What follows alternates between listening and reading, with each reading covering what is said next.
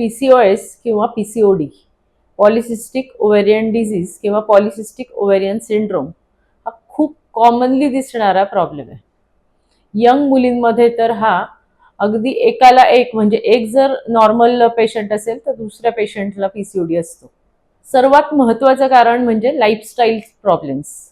चुकीच्या लाईफस्टाईलचं जे आजकालचं जगणं आहे त्याच्यामुळे PCOS आणि PCOD खूप कॉमनली दिसायला लागले. त्याच्यामुळे महत्त्वाचा प्रॉब्लेम होतो तो म्हणजे हॉर्मोनल इम्बॅलन्स. फिमेल्समध्ये फिमेल हार्मोन्स जे असतात इस्ट्रोजेन आणि प्रोजेस्टेरॉन हे मोठ्या प्रमाणात असतात, पण त्याचबरोबर अँड्रोजेन्स म्हणजे मेल हार्मोन्स पण असतात, पण ते अगदी कमी प्रमाणात असतात. पण ज्या वेळेस तुमचे अँड्रोजेन्स वाढतात म्हणजे मेल हॉर्मोन्स तुमच्या बॉडीमध्ये वाढतात त्यावेळेस बाकीचे सगळे हॉर्मोन्स डिस्टर्ब होतात आणि त्यावेळेस मग पाळीच्या तक्रारी किंवा PCOS सारखा प्रॉब्लेम सुरू होतो. नॉर्मल फिमेलमध्ये ओव्हेरीज प्रत्येक महिन्याला एग रिलीज करतात, पण ज्यावेळेस अँड्रोजेन्स बॉडीमध्ये वाढतात त्यावेळेस एग रिलीजचं प्रमाण कमी होतं आणि जिथे एग्ज असतात त्या ठिकाणी सिस्ट तयार होतात आणि पॉलिसिस्टिक ओव्हेरी तयार होते. पॉलिसिस्टिक ओव्हेरी ही मेटाबॉलिक आणि हार्मोन डिसऑर्डर आहे, ज्याच्यामध्ये तुमचं मेटाबॉलिझम डिस्टर्ब होतं आणि हार्मोन्सही डिस्टर्ब होतं. पुअर क्वालिटी डाएट म्हणजे काय तर जंक फूड, मैदा, त्याचबरोबर प्रोसेस्ड फूड किंवा ज्याच्यामध्ये खूप जास्त शुगर आहे असे शुगरेटेड प्रॉडक्ट किंवा एरेटेड ड्रिंक्स ज्यावेळेस जास्त खाण्यात येतात किंवा जंक फूड जास्त खाण्यात येतं त्यावेळेस तुम्हाला PCOSचा प्रॉब्लेम असू शकतो. त्याचबरोबर पुरेशी झोप न होणं किंवा व्यायामाचा अभाव, त्याचबरोबर सेडेंटरी लाईफस्टाईल हेही PCOSच्या मागे महत्त्वाचं कारण आहे. लाईफस्टाईल हा सर्वात महत्त्वाचं या प्रॉब्लेम मागचं कारण आहे. लाईफस्टाईल म्हणजे काय तर बेसिकली खाण्यापिण्याच्या ज्या चुकीच्या सवयी झाल्यात म्हणजे जंक फूड खाणं किंवा प्रोसेस्ड फूड जास्त खाणं किंवा पॅकेट फूड जास्त खाणं, या गोष्टींमुळे तुमच्या बॉडीचा मेटाबॉलिझम डिस्टर्ब होत आहे.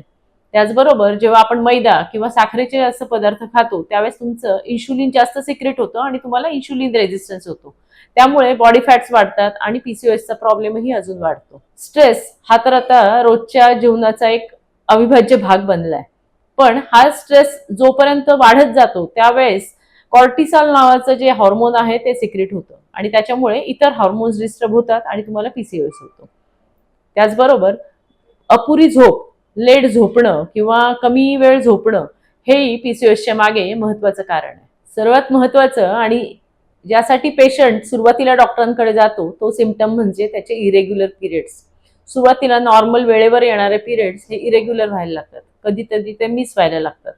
त्याचबरोबर ते अनप्रेडिक्टेबल होतात, म्हणजे पिरियड कधी येतील हे पेशंट सांगू शकत नाही. बऱ्याच वेळा पोटात दुखत असतं किंवा पिरियड्स येतील असं वाटत असतं, पण ती सायकल लांबत लांबत जाते आणि पिरियड्स वेळेवर येत नाहीत. त्याचबरोबर ब्लिडिंगही बऱ्याच वेळा हेवी ब्लड फ्लो असतो. लेट आलेले पिरियड्स पटकन थांबत नाहीत, हाही एक प्रॉब्लेम त्याच्यामध्ये असू शकतो. सेकंड थिंग म्हणजे पेशंटला वेट गेन व्हायला लागतो. विनाकारणच वेट गेन आणि ते वेट कमी होत नाही. बऱ्याच वेळा पेशंट जिमला जात असतो किंवा योगा करत असतो किंवा कमी खात असतो तरी ते वेट कमी होत नसतं. वेट गेन हे कंटिन्युअस असतं आणि जनरली हे पोटाच्या भोवतालची चरबी आपली वाढायला लागते. तिसरं आणि महत्त्वाचं सिम्पटम म्हणजे डार्कनेस यायला लागतो. नेकच्या रिजनमध्ये किंवा फोल्ड्समध्ये डार्कनेस आणि वेल्वेटी स्किन होते. स्किन ऑइली होते, त्यामुळे बऱ्याच पेशंटना ॲक्नेही दिसायला लागतात. त्याचबरोबर हेअरफॉलही बऱ्याच पेशंटमध्ये दिसतो. अँझायटी, मूड स्विंग्स, इरिटेबिलिटी पेशंटची वाढायला लागते. ज्या ठिकाणी केस स्त्रियांना नसतात त्या ठिकाणी केस यायला लागतात, म्हणजे कुठे तर दाढीवर, ओठांवर, बऱ्याच वेळा चेहऱ्यावरही केस दिसायला लागतात. त्याचबरोबर छातीवर, पाठीवर किंवा पूर्ण अंगावरची लव ही जास्त जाड होते आणि जास्त नंबरमध्ये केस दिसायला लागतात. या सर्व गोष्टी होतात, त्याबरोबर इन्शुलिन रेजिस्टन्स वाढत जातो आणि त्याच्यामुळे वेट गेनही होतं. त्याचबरोबर मूड स्विंग्स किंवा अदर प्रॉब्लेम्सही व्हायला लागतात. लॉंग टर्ममध्ये याच्यामध्ये पेशंटमध्ये इन्फर्टिलिटी दिसू शकते किंवा प्रेग्नन्सीसाठी प्रॉब्लेम्स येऊ शकतात. आणि या सर्व गोष्टी होतात कशामुळे तर तुमच्या हॉर्मोनल इम्बॅलन्समुळे. सर्वात महत्त्वाचं म्हणजे तुमचं डाएट. हाय फायबर आणि लो कॅलरी डाएट घेणं यामध्ये फार महत्त्वाचं आहे. हाय प्रोटीन डाएटही तुम्ही घेऊ शकता. त्यामुळे इन्शुलिन रेजिस्टन्स कमी होतो आणि सिम्पटम्स कमी व्हायला मदत होते.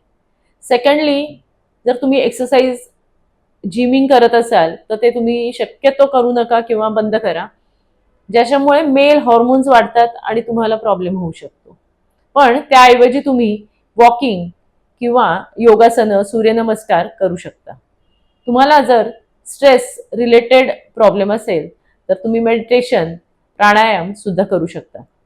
त्याचबरोबर झोप शांत नसेल किंवा डिस्टर्ब स्लीप असेल तर तुम्ही रात्री झोपण्यापूर्वी जर मेडिटेशन केलं, तुमची झोपेची क्वालिटी सुधारेल आणि त्यामुळे झोपेमध्ये जे रिपेअर होतं ते व्यवस्थित होईल आणि तुमची पीसीओएसची प्रॉब्लेम कमी व्हायला निश्चित मदत होईल.